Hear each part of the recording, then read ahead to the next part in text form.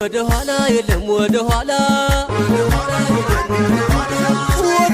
የለም ወደ ኋላ ስጥሽ ካስገባሽ በኋላ የምን ማፈጠጥ ነው ወደ ኋላ ከገቡማ እንዴ ከሜዳው ወደፊት ነው ካሳብ የሚነዳ የለቱ ገበያ ስሰማየናረ